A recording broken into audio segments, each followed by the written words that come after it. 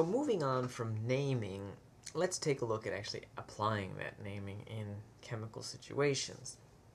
And of course, we're going to do that by talking about coins. In reality, again, the name represents a picture of what's going on at the atomic level. So let's start to move on and talk about other things we can do that represent at the atomic level. And this returns back to that idea of the macroscopic out here to the microscopic. The microscopic is the individual atoms, the potassium and the sulfate that come together to make something.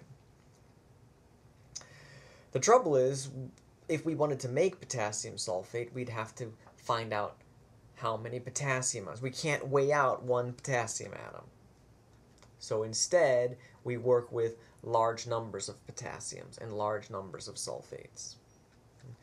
But again, counting these numbers is difficult, and so we turn to another macroscale quantity, weight. And so we count the materials by using their mass. And how do we do this? Well, let's look at use a simplistic example that underlies all of what we're going to be looking at when we're dealing with counting atoms with mass. So let's just pretend for a second that we have a teller and a bank teller, and they need to make up a bunch of $1 sets. They get a couple quarters, a couple dimes, and a nickel, and they wrap them up together, and that'll be your dollar set. We know how much one of those sets weighs. How much does each set weigh? Well, how do we know? Well, we know it's composed of 3 quarters,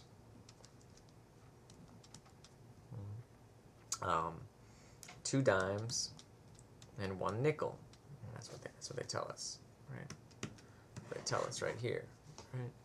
So these are what the set is composed of. But we also know the mass of each of those. We know how much a quarter weighs, and if we have 3 quarters, the mass would be 3 times as much. Well, technically we add the masses, so it makes it easier with dealing with sig figs. But we can multiply these things, so to speak, and take the number and figure out how much each of those sets weighs individually. So if we know the mass of each component, we know the mass of the sum of those. Well, it's fairly easy to do this if you have 3 quarters. We know that for every 1 quarter, that's equivalent to 5.645 grams. Says that we have a total of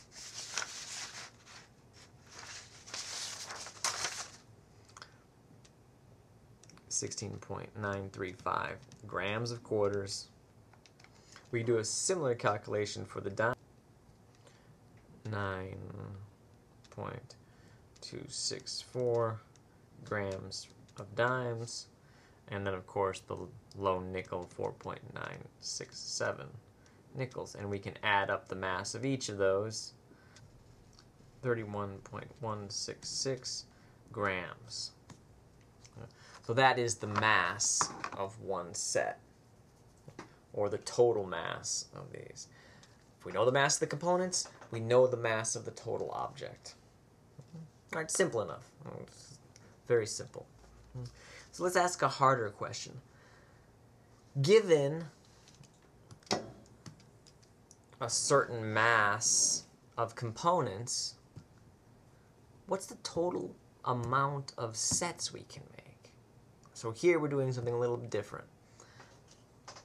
Rather than just totaling up the mass, if we have a total mass for each of the components, we can figure out how many quarters are there. And then if we know how many quarters, we can figure out the number of sets. From this little relationship, 3 quarters plus 2 dimes plus 1 nickel will give us 1 set. we can utilize that as a relationship. So if I had 9 quarters, I know I could make 3 sets. If I know the mass of the quarters, I can convert that into the number of quarters using the weight relationship. 1 quarter is equal to 5.64 grams. A very common operation. So in this case, though, we are not given the mass in grams. So this would be the mass in grams. This would give us the number of quarter. Instead, we're given the mass in kilograms. So we have to convert our kilograms of quarters into grams of quarters. And then, once we have our grams of quarters, we can convert that into grams into numbers of quarters. And from that, we can figure out the number of sets.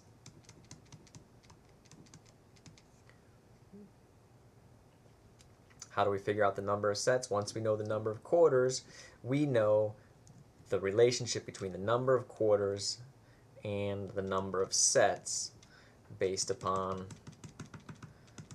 this equation. Mass to quarters, quarters to sets. That's simple. So let's set it up. Let's convert our kilograms of quarters into grams of quarters, into number of quarters, into a number of sets.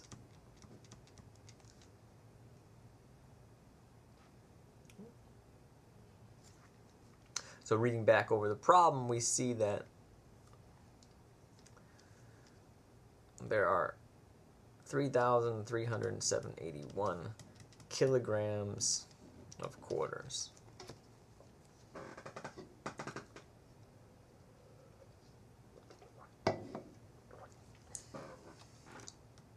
Well, this kilograms of quarters to grams of quarters, we can use the relationship for the definition of what a kilogram is. We know that so many kilograms is equal to so many grams. In this case, 1 kilogram is 1,000 grams. Once we have that, we can take our grams of quarters and convert it into number of quarters using our weight relationship. And lastly, we can convert our number of quarters into our number of sets using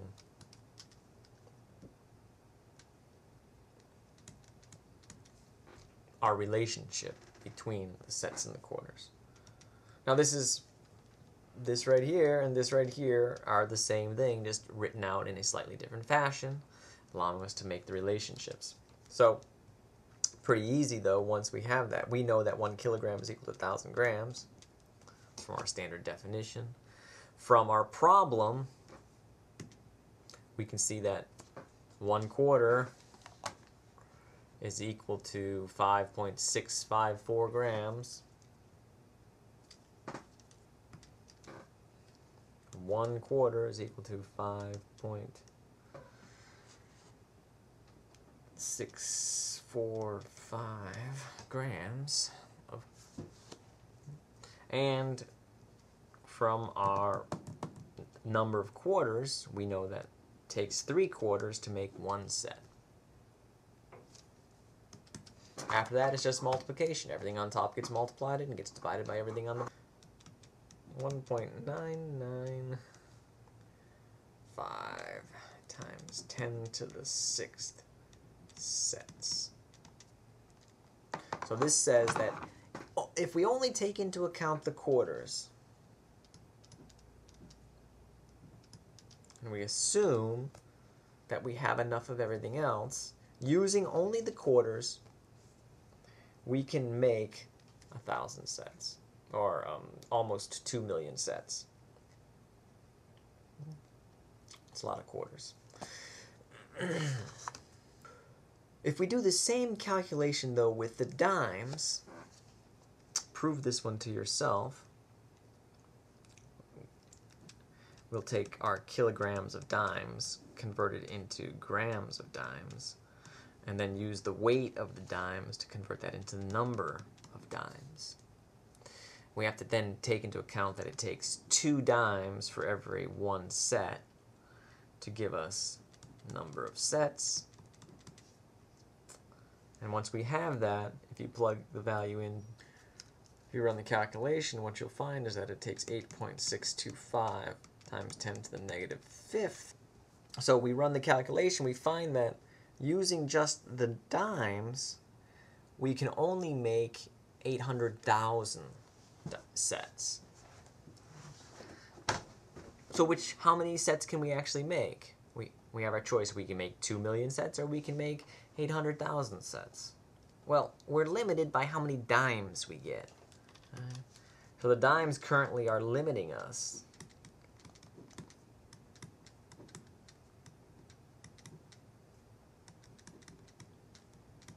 So they limit us to 8,500 sets.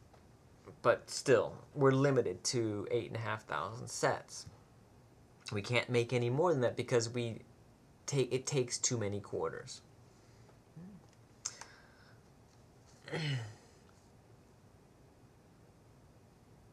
We can't make any more than that because we only have as many dimes.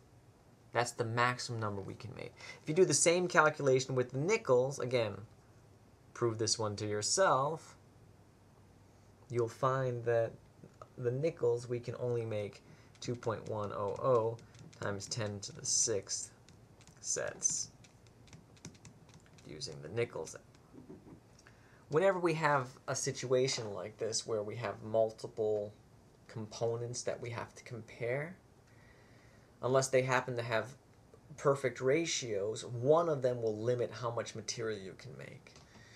So in those sorts of situations, initially we're going to ignore that situation, but it's something to keep in mind when we actually start talking about real chemical equations.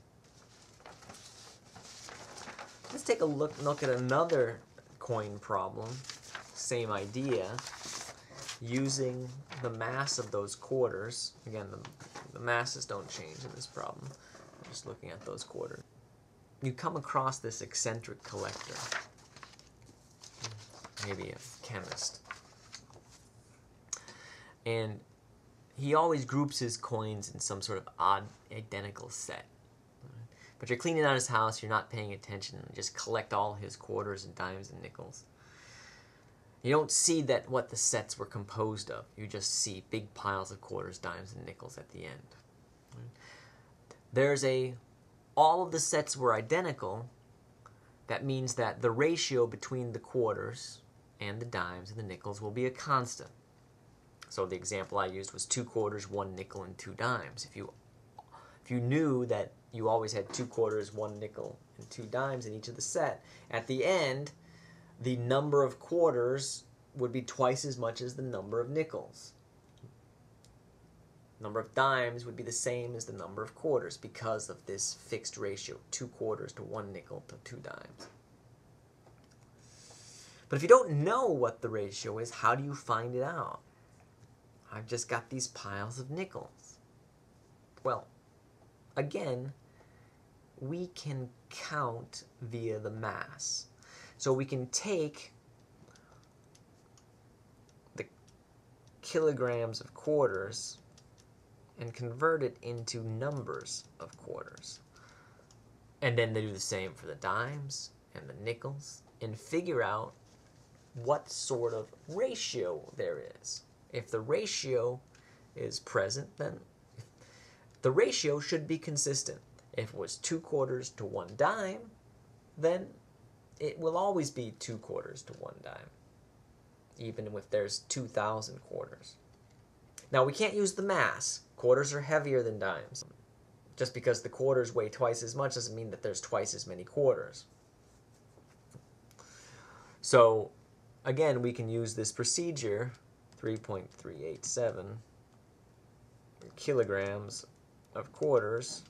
We know that for every 1 kilogram of quarters, that's equivalent to 1,000 grams of quarters. And then for every 5.645 grams, that is equivalent to 1/4. Says that we run our calculation, that gives us 600 quarters. We can run the same calculation on the dimes. You should find that you have 299.5 dimes, which is the same as saying 300 dimes in this case, and 1.79 times 10 to the third nickels, or 1,800 nickels.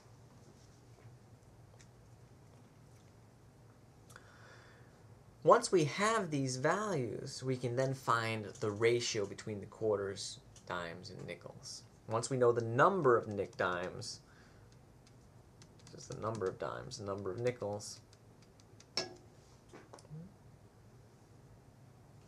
we can convert that into a formula, a ratio, by taking the ratio. All a ratio is dividing one number by the other. So let's just divide the quarters, the 600 quarters divided by the 300 dimes. What that says is the ratio between the quarters, 2 quarters for every 1 dime. We do the same thing for the nickels, 6 nickels per 1 dime is what it boils down to. So the final formula, if you want to call that a formula, would be 2 quarters, 1 dime, 6 nickels. Or to write it chemically, not chemically, you know what I mean. It would be 1/4 dime 1, which we often neglect, D1, and 6. So if we know the mass of each component, and we know what the component is, we can count the number of components, and therefore get a ratio. So these are 2 techniques we're going to utilize when we deal with chemical compounds and formula. So that's where we're going now.